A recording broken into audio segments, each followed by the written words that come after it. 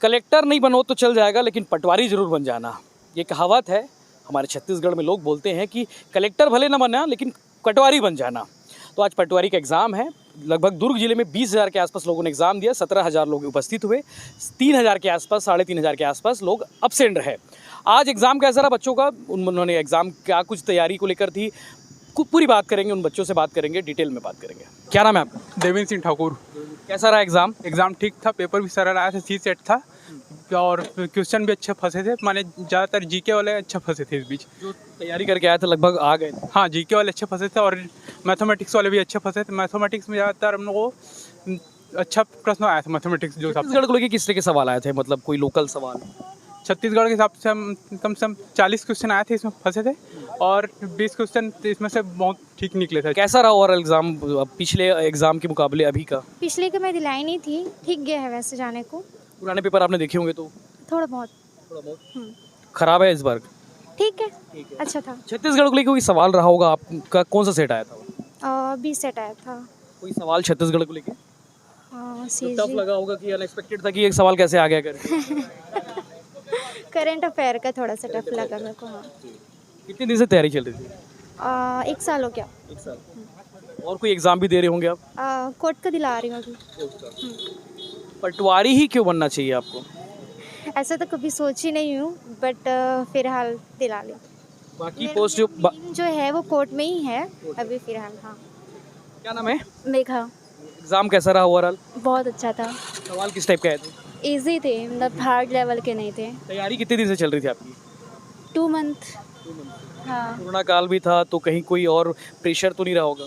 नहीं ज़्यादा प्रेशर नहीं था और ऐसे लेवल बहुत अच्छा था, एकदम हार्ड नहीं था। अगर 1 मंथ भी तैयारी करेंगे तो आराम से पास कर सकते हैं, बस जीके वगैरह अच्छे से पकड़ होनी चाहिए, बाकी ठीक था। पटवारी की तैयारी करी थी कि और भी कुछ एग्ज़ाम है आपके पास? एसएससी वगैरह का। हाँ, पटवारी को लेकर कोई खास इंटरेस्ट? बस दे रही हूँ एग्ज़ाम, कहीं कुछ हो जाए। सुनील जी, एग्ज़ाम कैसा रहा और टाइम काफ़ी ठीक रहे? हाँ, टाइम ठीक था और थोड़ा सा करंट अफेयर में थोड़ा था गड़बड़ था। क्यों गड़बड़ा गए थे? तैयारी तो रही होगी। हाँ हाँ, कितनी दिन की तैयारी थी? मैं 1 साल से कर रहा था तैयारी। और कोई एग्ज़ाम दे तैयारी कर रहे हैं कि सिर्फ पटवारी? सिर्फ व्यापम का, बस सीजी व्यापम का। हाँ, पटवारी बनना क्यों चाहिए आपको? मैं पहले तो टीचर बनना चाहता था, कोई टीचर का भी आ नहीं रहा जॉब, तो मैं इसलिए पटवारी की तैयारी कर रहा हूँ। पटवारी में ज़्यादा इम्प्रेसिव है, लोग ज़्यादा पूछते हैं पटवारी को। नहीं, ऐसा कोई नहीं। देश कैसा रहा ओवरऑल एग्ज़ाम अगर देखा जाए बाकी कॉम्पिटिटिव एग्ज़ाम के मुकाबले? पेपर तो अच्छा आया था बट मेरा अगर प्रिपरेशन रहता तो आई थिंक मैं निकाल लेता पेपर, ऐसा मेरे को लगता है। आप कहाँ अटक गए थे तो वो कुछ क्वेश्चंस थे जो नहीं बने, तुक्का भी लगाना पड़ा, मतलब थोड़ा लॉजिकली जो है वो तो ऐसा लगता नहीं एकदम कि हो जाएगा सिलेक्शन, बट जो बना वो बना दिया मैं।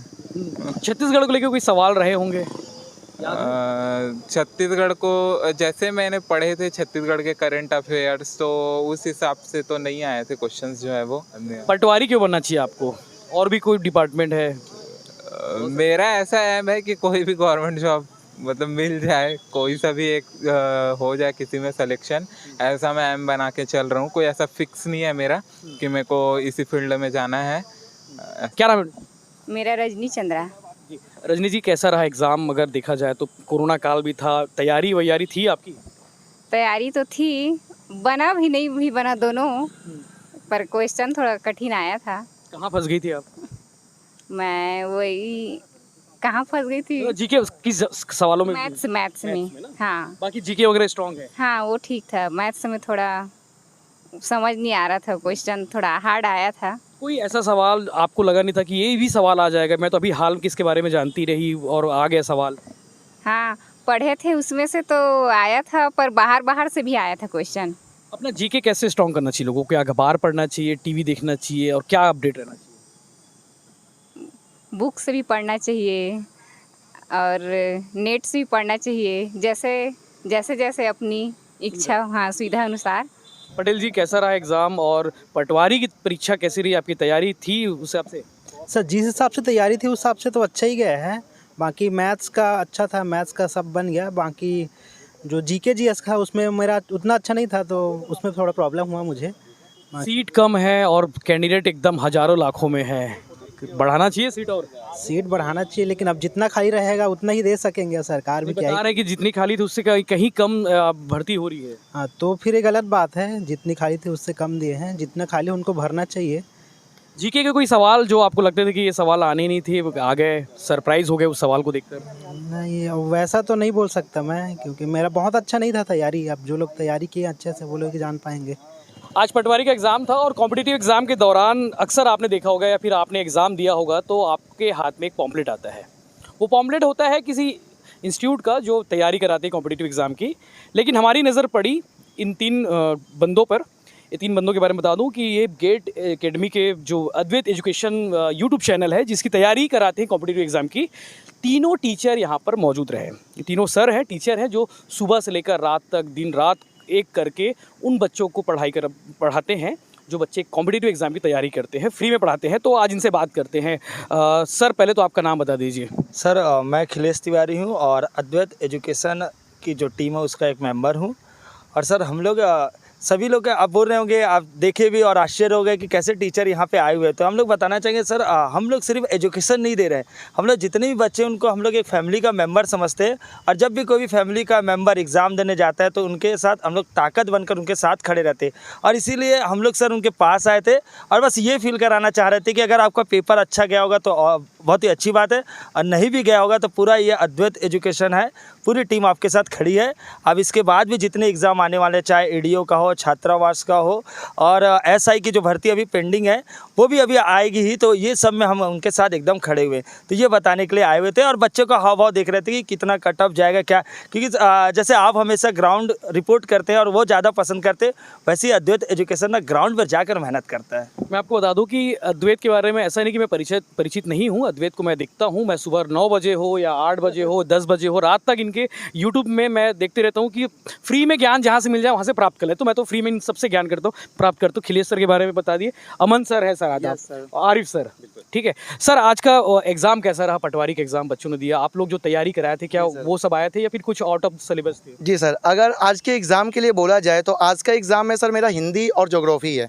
हिंदी में सर 7 से 8 क्वेश्चन ऐसे जो मैंने कल करवाए थे और वो सिलेक्शन वाले क्वेश्चन थे सर। और सिलेक्शन वाले क्वेश्चन में वैसे क्वेश्चन हमारी पूरी की पूरी टीम करवाती है जो कि आपको एग्ज़ाम में एकदम हूबहू आना ही है। मतलब जो अद्वैत एजुकेशन की क्लास अटेंड कर लिया वो पटवारी बन जाएगा एकदम सर। अद्वैत एजुकेशन मतलब अद्वितीय एजुकेशन, मतलब एकदम अद्वितीय चीज़ें यहाँ करवाई जाती है। ग्राउंड लेवल की जैसे रिपोर्टिंग सर आप कर रहे हैं, वैसे ही ग्राउंड लेवल का पूरा 0 to हीरो वाला कोर्स भी करवाया जाता है। अब तक के इंस्टीट्यूट जो होते पॉम्पलेट बंटवा देते, किसी लड़कों को बोल के 10,000 पॉम्पलेट बंटवा दिए, 5,000, लेकिन आप तो डायरेक्ट बच्चों से मिलने आ गए। क्या बताए बच्चे लोग? सर बच्चों से रूबरू होने का यही पता चलना था कि हम लोगों को देखना था बच्चों के मन में क्या चल रहा है। और बच्चे सर, इनमें से कुछ बच्चे ऐसे थे जो हमको डायरेक्ट पहचान गए और आके बोलते सर प्रणाम, मैंने आपकी क्लास की है। सब्सक्राइबर थे 2-4 में देखा, अमन सर करके। जी सर, हाँ सर, वो बहुत अच्छा लगा सर। एक दिल गार्डन एकदम सब दिल गार्डन पूरा हो गया। अच्छा लग रहा था, बच्चों का ये रिस्पॉन्स देखकर अच्छा लग रहा था।